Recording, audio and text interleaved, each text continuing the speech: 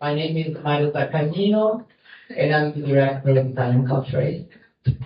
And it is a pleasure to welcome you to the Piazza, the first edition of the Italian Literary Festival in San Francisco.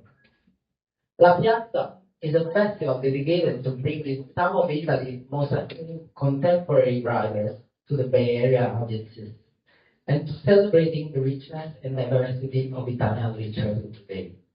Across the series of events, the festival highlights the voices and the perspectives of shaping our literary culture.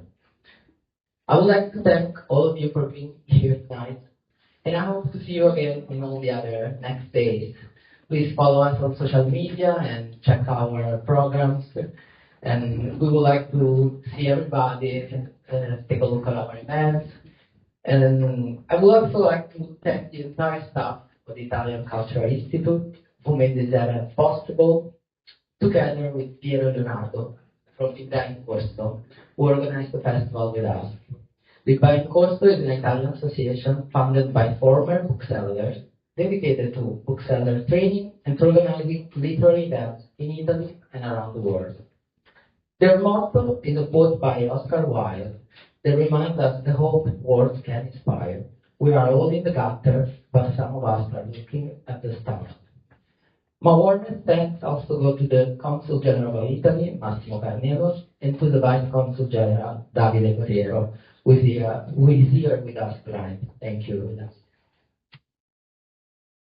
I would also like to take a moment to thank CEPEL, il Centro per il Libro e la Lettura of the Italian Ministry of Culture, which supported this festival from the very beginning and helped create the momentum that brought us all together in this shared effort. I would like now to hand over to our Vice Consul General Davide Corriero and then to our festival host Benedetta Faedi. Thank you.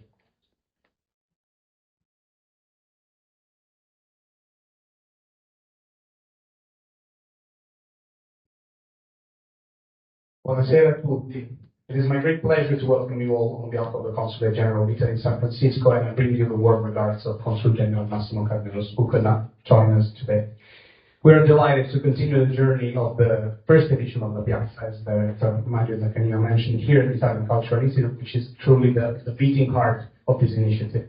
La Piazza was created as an open space for dialogue, a modern square piazza, where ideas, voices, and stories from Italy can meet the cultural energy of the Bay Area. The high quality and diversity of its program show how Italian literature speaks to the world and can connect with the rich cultural fabric of the Bay Area and beyond, inviting dialogue across languages, backgrounds, and generations. Each encounter offers a new perspective of what it means to read, write, and imagine Italy today, as a nation both profoundly rooted and in constant conversation with the world. Tonight we have the great honor of welcoming Federico Rampini, a writer, journalist, and public thinker who has built a career helping us understand the forces that shape our age. For decades, his work has guided millions of readers through questions of power, economy, and identity in a changing world.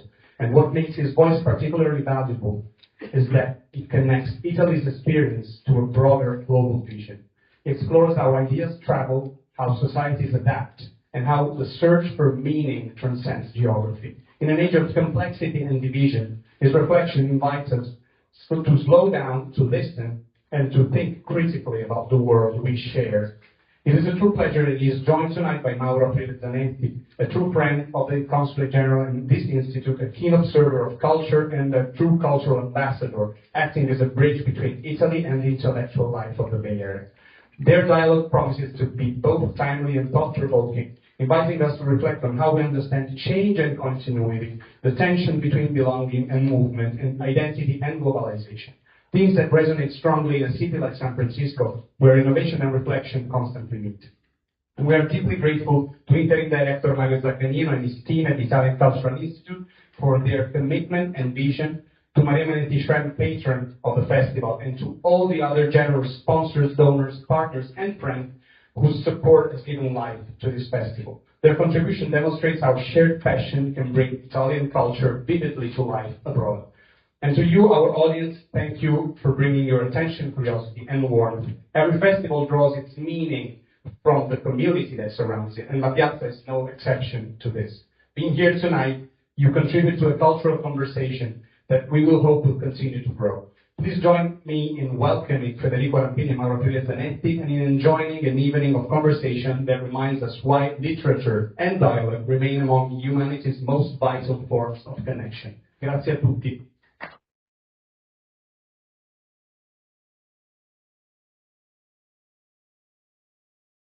Buonasera e benvenuti all'Istituto di Cultura Italiana di San Francisco. Welcome everyone. My name is Benedetta Faedi. I am a San Francisco-based Italian author and an academic and a long-time friend of the Institute. Thank you all for being here tonight and this afternoon for La Piazza, the first edition of the San Francisco Italian Literary Festival. Over the next 3 days, La Piazza will take place across different venues here at the Italian Cultural Institute, at UC Davis, and Libreria Pino, where you will be able to meet the authors during the book signing, and at Club Fugasti, which will host our Jury evening. The program also includes La Piazza Kids, a series of events dedicated to students across the Bay Area. I would like to thank Daniela Matta for her invaluable in organizing La Piazza Kids. We're deeply grateful to all of our sponsors who made this festival possible. Our patron sponsor, philanthropist Maria Manetti Schrems, whose unwavering support extends to the promotion of Italian studies and culture and initiatives such as La Piazza. Our sponsor, Romana Bracco, who is a champion of the arts and ambassador of Italian culture and has left a lasting mark on San Francisco's civic and cultural life. Our partner, Cor Italia Elementi, and its founder and CEO, Alessio De Francesca. Our donors, the University of California, Davis, College of Letters and Science, and the Davis Humanities Institute, who enthusiastically embraced this initiative and supported it and brought it to their students on campus. And thanks as well to Comede San Francisco, Libreria Pino, who is here with us tonight, and you will be able to purchase both from them. We are very grateful for the support of the San Francisco Italian Athletic Club, Juanita Barbera, Silvia Gardin, Paola Tonelli, Fondazione Veronese, ITA Foundation, Vai Association, Gelati by Patrizia Pasqualetti, e Sara Marinetti. Your commitment to contemporary Italian literature continues to make a meaningful impact. Finally, we extend our sincere gratitude to our in-kind sponsor, whose generous contributions have been instrumental in bringing this festival to life. Now, it is my great pleasure to introduce the second author of our festival, an internationally renowned journalist and essayist, Federico Rampini.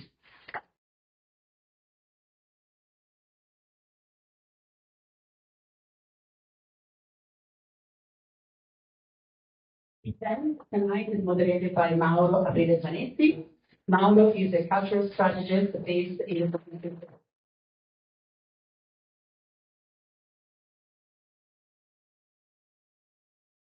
He's working at the intersection of culture, philanthropy, and technology.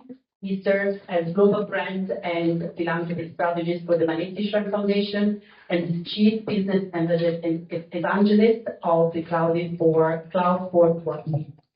An interdisciplinary author, Mauro has written about figures such as Federico Bellini, Giorgio Morandi, and Lorenzo Ferlinghetti.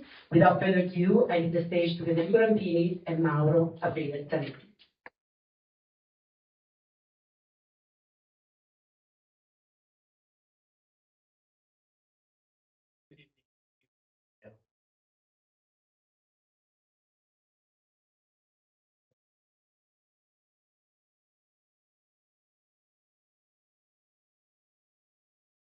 Good evening. Thanks for being here. Without you, there would be nothing. So, first of all, thank you so much, Federico, for being here. We do not have the book yet in our hands physically because the ink is still wet. He was going to print recently, and he's still writing about what's going on. So at a glance, because it's a privilege to ask him tonight a little bit of guidance into this maze of dystopian world. It's a geopolitics book. And I think it's the only essay that the festival is featuring this year. But I have to say, unfortunately, the essay looks more dystopian than any fiction, because he actually describes the horrific world we are right now for many reasons. But there is potentially hope. At a glance, it's a 400 pages book, 13 chapters, more than 150 subsections, each one with a title that can sound perfectly a thesis for a doctorate, because he's an expert. He works around the clock on the topics about the globe, and has a specific title, Pane e Cannoni, un mondo in guerra e le sue regole. So the title, there was a saying during the Cold War, which was for burro o cannoni. He replaced butter, because he's Italian, with pane, of course, or pasta. Everything with P is Italian: pizza, pasta, pane. So the butter disappeared. But the most interesting thing, in my opinion, from this title that was replaced from the original burro e cannoni is the conjunction, the inclusiveness of and, because it's pane e cannoni, which that little e actually brings up sort of a hope. So Federico, please tell us about the pane e cannoni. Can you? No. It's the one on the left. I was touching the one on the right. Okay, now? Right. So, first of all, thank you very much. I'm very grateful to be back home, in my first American home, thanks to the Istituto di Cultura, your association, Librai in Corso, the Festival La Piazza, the Consulate General. So, it's always a pleasure to be back home in San Francisco, where I say our because my wife Stefania is here, and she lived in San Francisco much longer than myself, 13 years. She introduced the Italian language at the French-American International School here. And so that started 26 years ago with the inception of the new millennium. We became San Franciscans. And so it's a big part of our family history. Our daughter still lives in California, nearby. So it's really a great privilege to be back in this festival, and to be the only author of an essay among so many novelists. It's always a great pleasure to be unique in some way. Keep me in need. So this book, the book will be talking about Pane e Cannoni, is the result of my several of my jobs. I am a columnist now at Corriere della Sera, global columnist. I write about the world. I've finished writing my latest column a few minutes ago. It's about what is happening right now in Islamabad, the negotiation between the US and Iran. I'm also a television author with Canale 5. I realized a docu-film on geopolitics, and a researcher of geopolitics and geoeconomics at the Council on Foreign Relations in New York. And I've been for my whole life a foreign correspondent based here in Beijing, White House correspondent. I traveled with several US presidents, including this one, but the first mandate. So this book is somehow a summary of what I learned, and I'm trying to give you at the same time a guide and a toolkit to understand the world we are in terms of geopolitics and geoeconomics. This is a less common word. Geoeconomics is at the intersection of political economy and security, national security. It's a term that was mostly publicized by Edward Luttwak in the 90s. So it's the idea that the economy is somehow the prosecution of war. So you know that the famous German theorist of military strategy, von Clausewitz, said that war is the prosecution of politics with other instruments, other means, other tools. But the economy is also a kind of war. We have become familiar with this language, this kind of bellicose language applied to the economy since Donald Trump launched tariffs 1 year ago, 1 year and 1 week ago. It was Liberation Day, April 4th. But the world does not begin with Donald Trump. This is something that we should recognize. This very somehow militaristic approach to economic policy is much older than this president.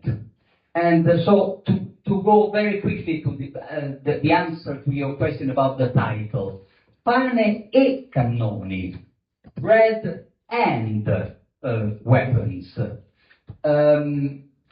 Well, nobody can understand that concept, that there isn't an alternative, a choice to be made, a trade-off, than you guys who live in the Silicon Valley. Because that's how the Silicon Valley was born. Silicon Valley was born because of Pearl Harbor. Because after the Japanese attack in the Pacific, Franklin Delano Roosevelt had to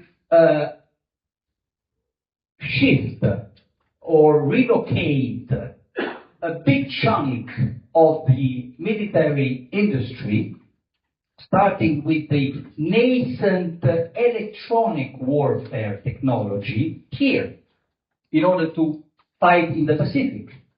And this is how the seeds were planted of an innovation lab that never stopped and that begat and generated multiple technological revolutions. And of course, we all remember the reason why I opened an office of an Italian newspaper here 26 years ago was the first internet revolution. But since then, we've had many replicas, including the current ongoing artificial intelligence revolution, and the epicenter is still here. So, and also everything that is happening right now at the intersection between technological innovation and defense, security, military strategy. Look at we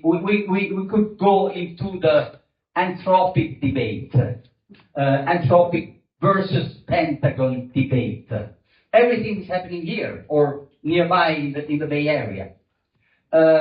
So the Bay Area, the Silicon Valley is probably the best place where you can understand that you can have both bread and cannons. You can have at the same time a thriving technological industry that is related somehow to the military, the industrial technological complex. And that does not mean that you have to starve your population. I know it's somehow difficult. It's a very it's a minefield, politically and ideologically and ethically, to speak about this. But this is not happening only here. One of the authors that I quote in my book is a Chinese, in fact he's of Chinese origin, ethnically Chinese, Professor Tai Min Chong. He is a British citizen, but he teaches at UC San Diego, where he is the chair of one of the most important geopolitical and strategic research centers. And he's an expert of China. And his definition of the current China regime, or even not only the regime, but the current, what China is today, his term, his ideology, is the techno-security state. It's a state where you cannot make any difference between the civil industry and the military industry. They are so intertwined in one single and holistic concept that they are one and the same. So it's not just about us. It's not just the West. It's not just America. That's clear. Thank you. I think we're going to be into these very specific geography of San Francisco and Silicon Valley later. What you're saying hands up into control, by the way, the kind of holistic world created in China and somehow on a different side of the river, because it's the same river, what is happening in the rest of the world. Technology ends up into control. And we will talk also about Anthropic. Your book opens with Macron's words to the French Armed Forces, January 2026, so 3 months ago. Pour rester libre, il faut être craint. Pour être craint, il faut être puissant. To remain free, one must be feared. To be feared, one must be powerful. The French president in 2026 speaking the language of Machiavelli. And you call it cinematic because that's how the book opens, with a quote. So your actor is the French premier. And then Venezuela, Iran, the Chinese proverb, kill the chicken to scare the monkey. But then on page 4, almost in a whisper, you write the results could still prove disappointing or even catastrophic. So how do you hold the drama of your opening alongside that quiet caveat? I mean, military performance versus political outcome, Macron as a symbol, powerful words, limited actual power. How do you hold up with these two things? Yeah, so I don't want to make any forecast on how it will end, and I mean especially the Iran war. Whenever I find myself, and it happens very often, in a deep uncertitude, I find refuge and solace in history. History is my best teacher.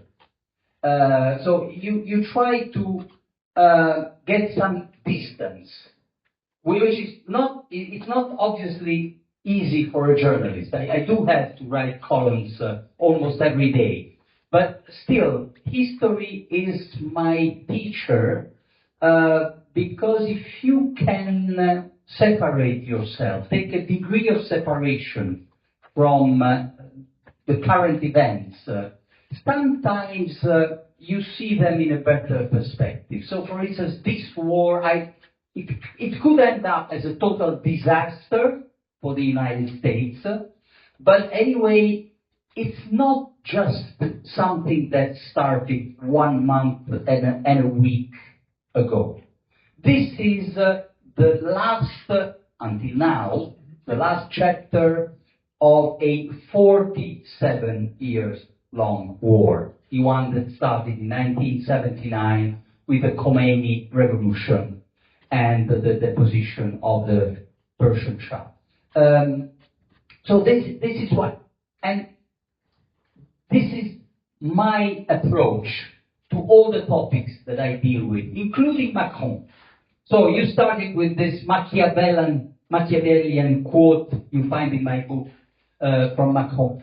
Macron is a very complex character. I think he will be, I don't think he will be treated very kindly by history, he is systematically destroying the Fifth Republic in France in the name of his personal vanity, his personal ambition. He is destroying the institution of his country. But he's very clever. He's a smart guy, very smart. And he understands the contradiction of Europe. Europe has lived for 8 years under the protection of the United States, and this means that they have been able to choose bread over cannons.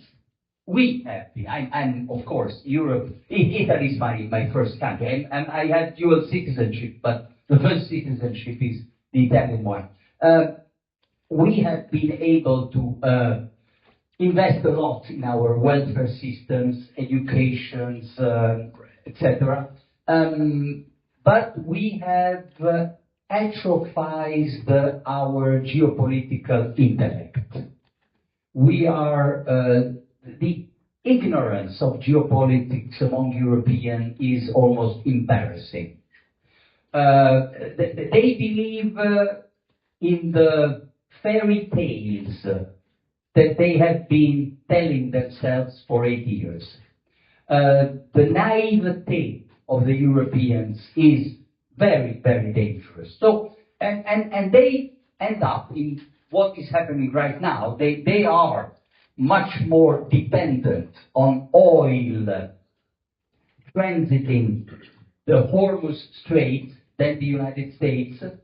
They're almost as dependent as Asian countries like China or Japan or South Korea. And they have no military tools to protect their interests, to defend themselves, to secure those maritime routes. This is a big problem for Europe today. President Trump is not only at his lowest point in terms of popularity here in the United States, but he's probably the most hated, feared, and or despised human creature in Europe right now. And yet, he has told the Europeans some very uncomfortable and inconvenient truths about themselves, that they are not able to protect themselves. There is a war. There has been a war going on for the last more than 4 years now in Ukraine.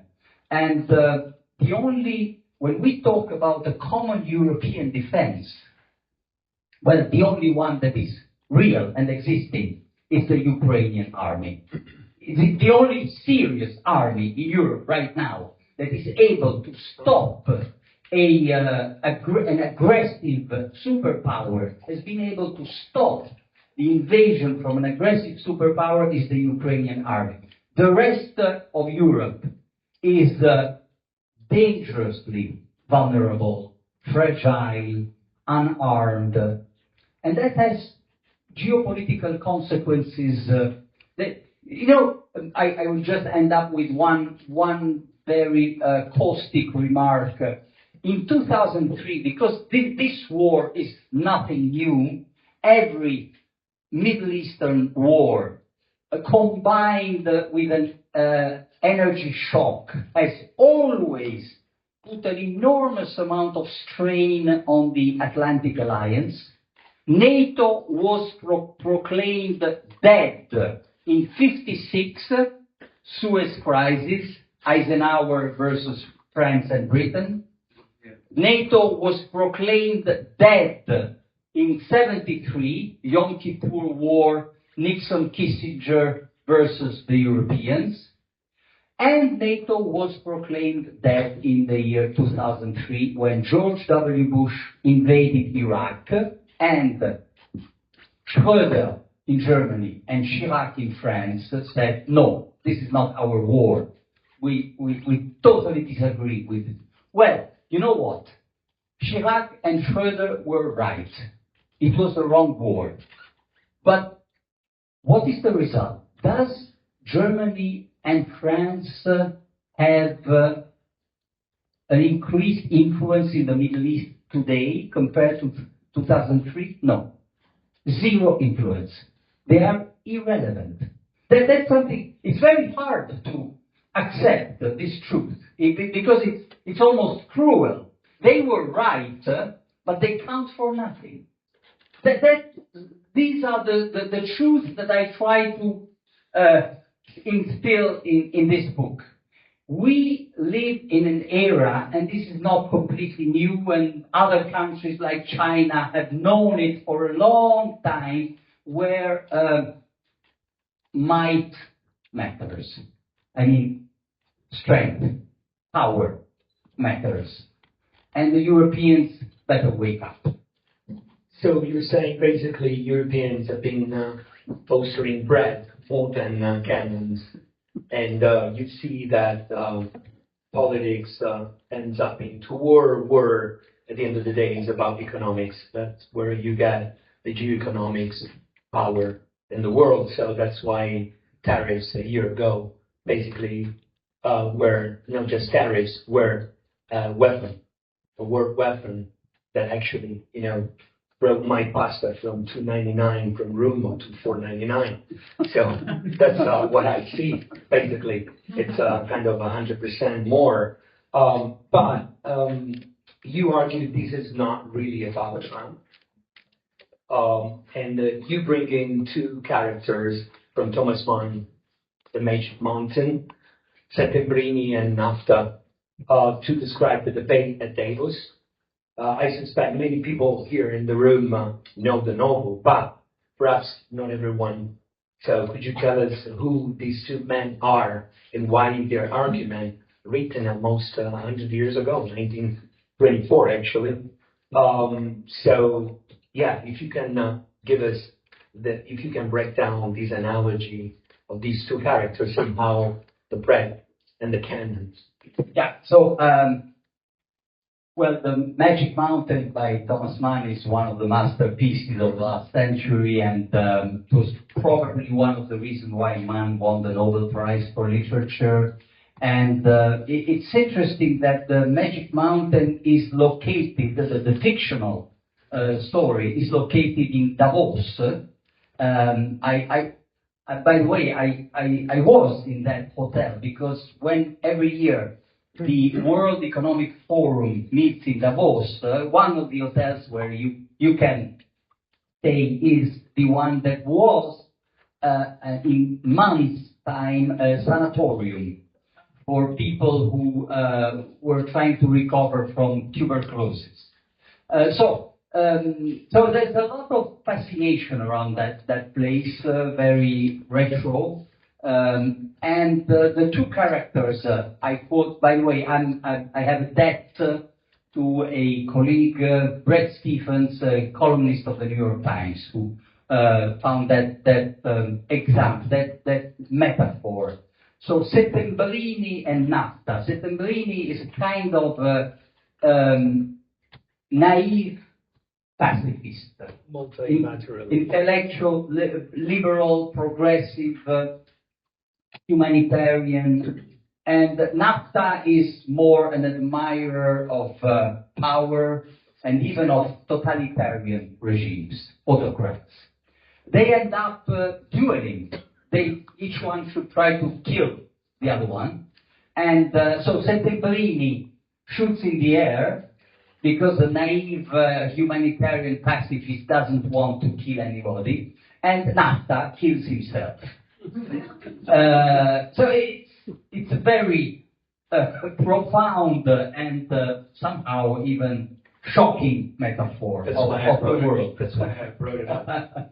But so we are Europeans probably today tend to, and especially my fellow Italians, tend to identify themselves more with the world of Settembrini than with the world of NAFTA. But things are changing. Macron, you extracted from my book that quote, that Machiavellian quote from Macron. Another character in European politics that I strongly advise you to follow and observed with attention is Friedrich Merz, the German Chancellor, who is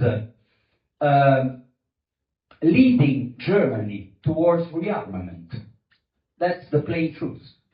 It can be shocking to accept that Germany is rearming itself.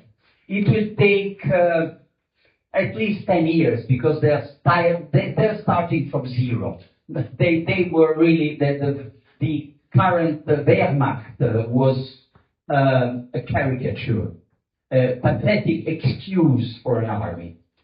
But they are starting and they have the money to do it. And I think that this will be judged in history as probably the most catastrophic mistake that Vladimir Putin has made. That by with his multiple aggressions to sovereign countries, starting with Georgia in 2008, and then the annexation of Crimea, and then, of course, 2002 Ukraine, Putin has reawakened Germany. And, you know, Russia never, in its history, never had to fear the United States. The United States never attacked Russia.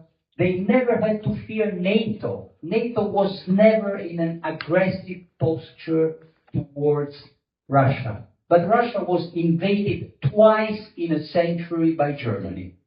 So the worst possible mistake that any Russian leader could make is to reawaken Germany, and he did. Very interesting. I will leave, of course, later to the audience the possibility to argue some of these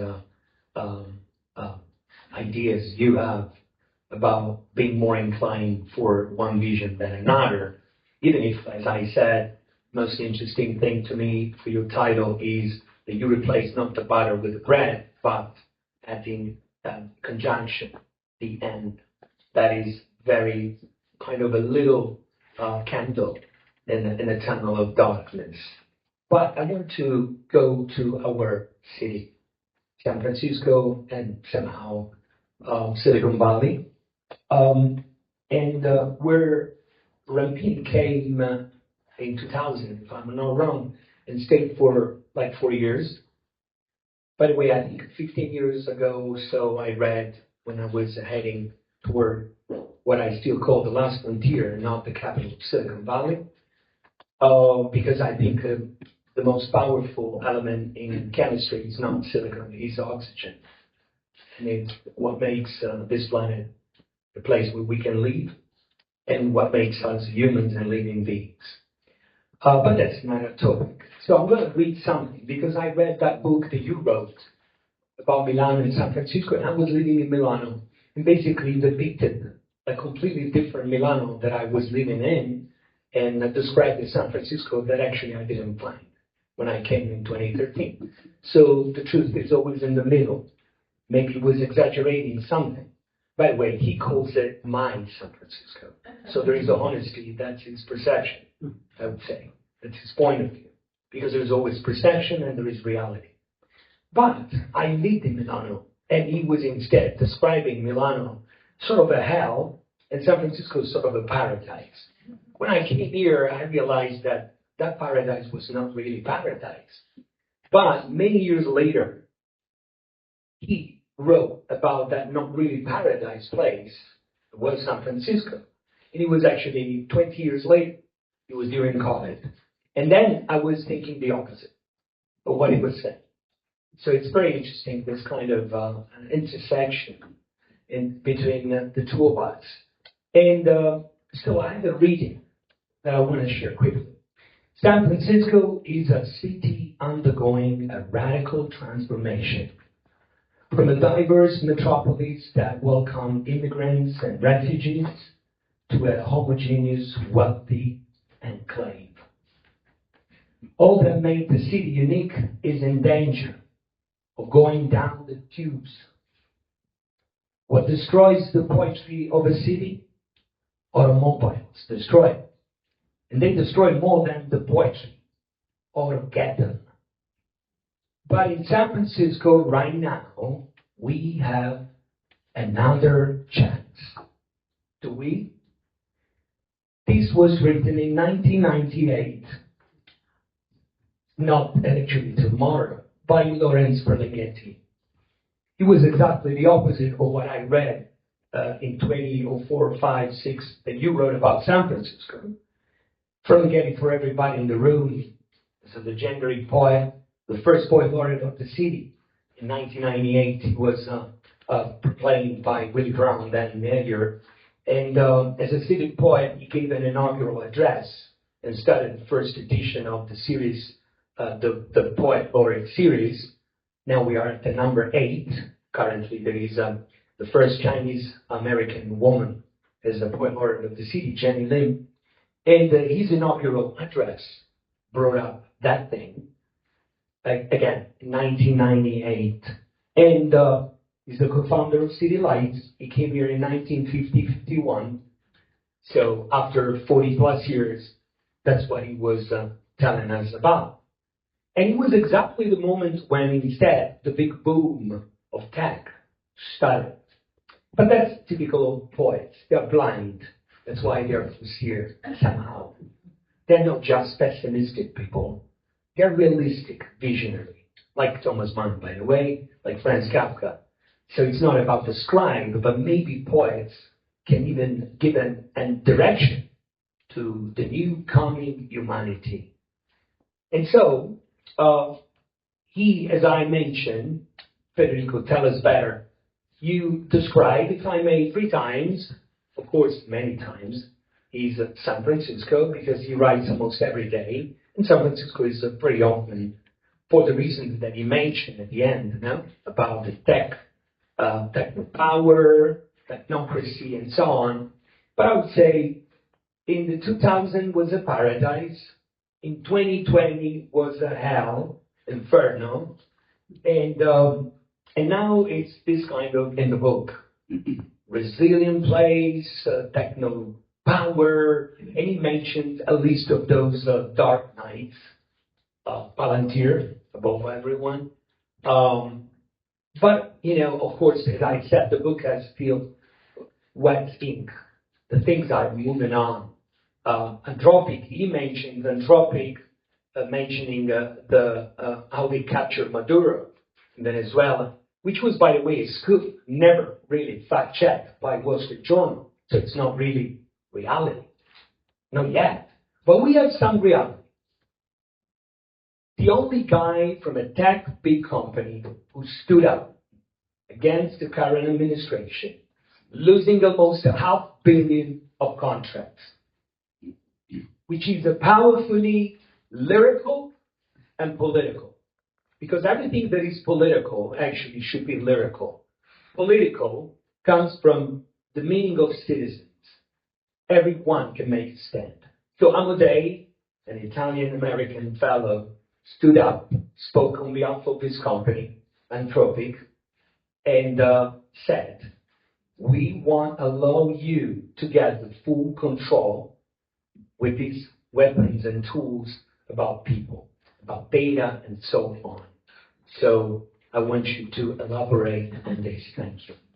So, first of all, I see that when speaking about San Francisco, you become much more passionate. Of course. Of course. We have a very I'm always passionate because I need to let people understand the book. We have a relation to this city that is almost visceral, and it's true for myself too. So yes, first of all, I would also like to pay homage to Lawrence Ferlinghetti. Like you worked with him. In fact. I was his last collaborator. Yeah. I didn't, but I had the privilege to meet him more than once, to interview him for La Repubblica. So he was a great guy, and I remember his not only skepticism, I would say his hostility towards the new San Francisco of the technology bros. and these young millionaires that, according to him, were making this city unhospitable to poor artists.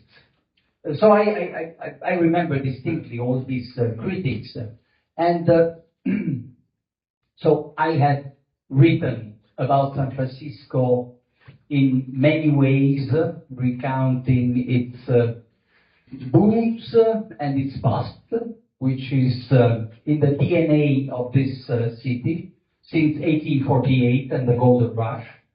Look at the streets.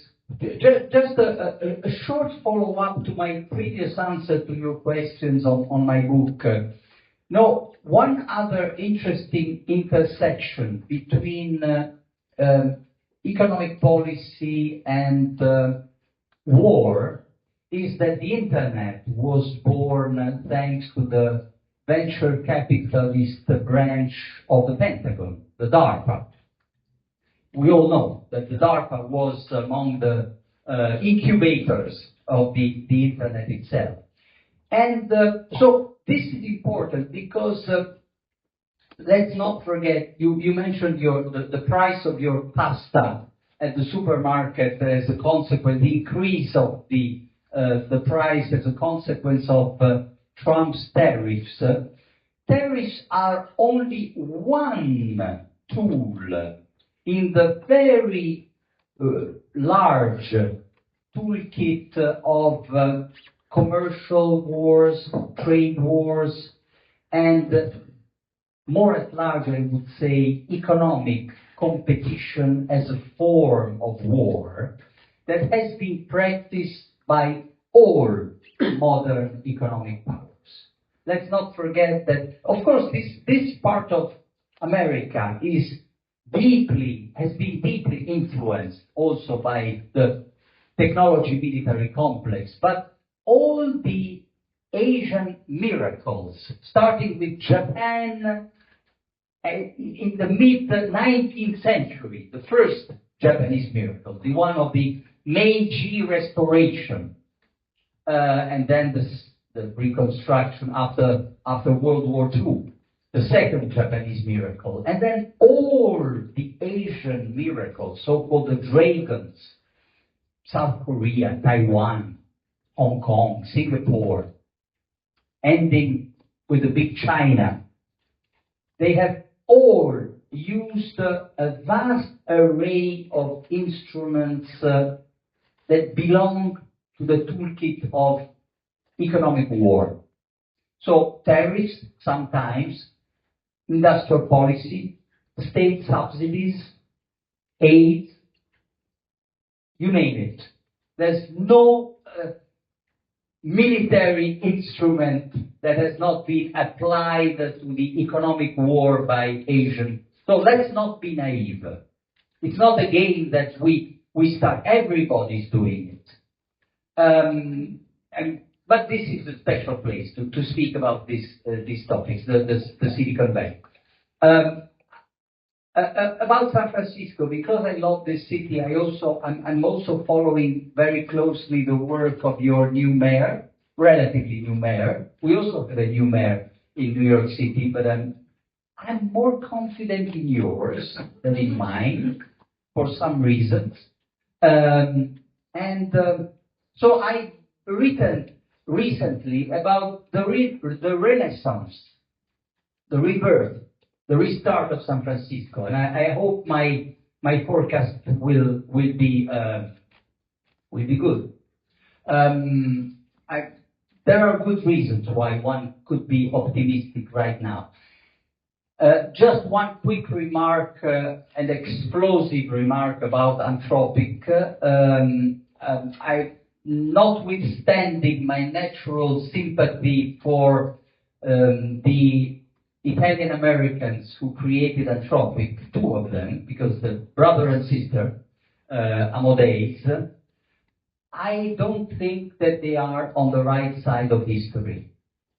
And this is the reason. I'm really not at ease when I see liberals, progressives, rooting for a big tech company like Anthropic that says to the Pentagon, I want to have the last word on how you use my technology during a war. Well, you know what? This is called plutocracy. This is called oligarchy. Because if you follow this logic, then Boeing or Lockheed Martin, Raytheon, have the right to select which targets can be hit with their weapons, and they can veto. If they have a special relation for commercial reasons with China, they will say to the Pentagon, our weapons, you can buy them, but we decide, the top management of Boeing will decide if you can use them in a war with China to protect Taiwan. I don't see anything that aligns with progressive values and ethical values if you accept that the management of a private company will decide where, when, how its defense systems can be used. That is something that in a democracy is up to a government. You can dislike, for very good reasons, this government, but it's up to the government to decide, to the Congress, to the laws, not to a private company. So, okay. So, of course, I'm not going to debate this. I leave the podium to the audience. I think there might be somebody who wants to address the question. Of course, you haven't read the book, so I did. So I nailed the thing about San Francisco, which opens to many other things only because of that reason. And we can talk, but maybe later. I think it's more fair to invite the audience. And of course, I understand you won't discuss the book, the writing, the style, but somehow you understood his position. And so, if you want to enjoy the party. Thank you for illustrating the difference between the bread and the cannons. And specifically as a hope for Europe, and more, and possibly even for Italy. Right? So you mentioned that there is a big hindrance, maybe a 10-year time before Europe can get rearmed, Germany can get rearmed. Is there some hope on the other side, on the soft power? So we thought that we can think about culture, right? Expanding culture, which is what we're doing today. Expanding other forms of investment, right? China is doing it in Africa, for example. Are these some tools that possibly can be more approachable for Europe, for Italy, and or is this just as hopeless as we are? It's a very good question, and it's a question that reflects very well the current spirit of our fellow citizens. I assume you are Italian like me, so this is how many Italians approach this topic right now. And no matter what are their political inclinations, I would say, I would just make a brief mention of the most recent political development in Italy. There was a referendum. This referendum was sponsored by Prime Minister Giorgia Meloni, and the referendum lost. And one of the reasons that many competent analysts of Italian politics mentioned for this defeat by Giorgia Meloni is that Giorgia Meloni was seen as too friendly with Donald Trump. So she was penalized even by a part of the moderate to conservative to right-wing electorate for being too sympathetic to the US president. This tells you a lot about where Italy stands. Even this center-right government in Italy and its defense minister, Mr. Crosetto, were not able really to deliver on the promise made within NATO that Italy will spend at least 3.5% of its GDP and in the future up to 5% of its GDP for defense. Italian military spending is lagging behind the European average. So Italians, by and large, no matter if they are on the left side of the political spectrum, the center, the right, are hostile to bread and cannons, or they would choose only bread and no cannons. And they believe that soft power is miraculous. Maybe one of the reasons also that in Rome you have an international superpower like the Roman Catholic Church that a few centuries ago had to give up any kind of secular power and embrace only soft power. That might be one of the reasons. I rather think like the first Roosevelt president, Theodore Roosevelt, when he described a good and effective foreign policy by the United States. Speak softly, but carry a big stick. Soft power can be very useful in a vast toolkit, but not alone.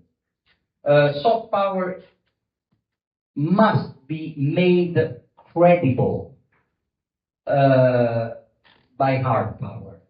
You have to have both, or you become irrelevant like Europe has been in these last years. When you don't have a European navy that can sail to the Hormuz Strait and guarantee that oil tankers directed to Europe will be protected by the force, the strength of the European military, you lose any credibility. Nobody listens to you. And, I spent a lot of time in the Middle East. I've written one of my recent books was about Saudi Arabia. They don't take Europe seriously because strength matters. Military power matters. All over the world. And China, speaking about China, yes, they invest also in soft power, but not only. And especially if you happen to be a country that is nearby China, every day you see a demonstration of their military might.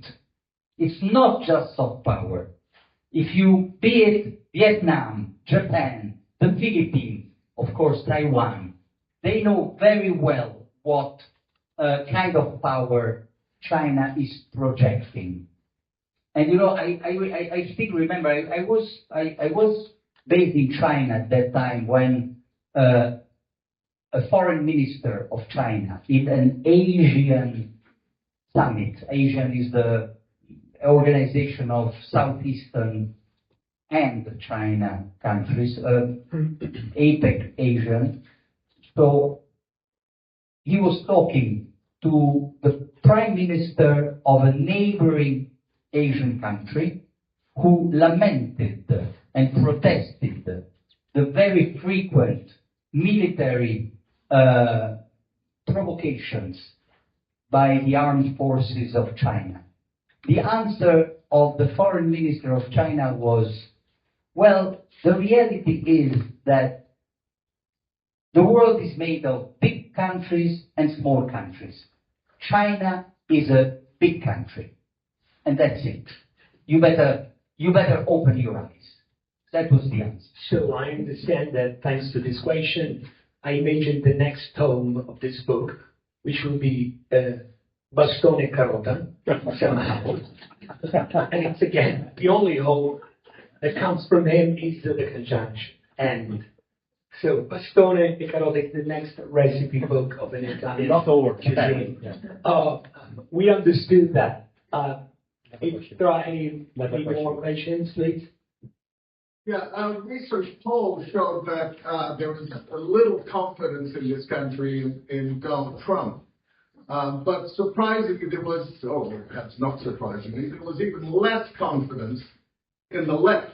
And in fact, most people didn't even really know what the left stands for. Maybe it's PANE, CANNONI, who knows?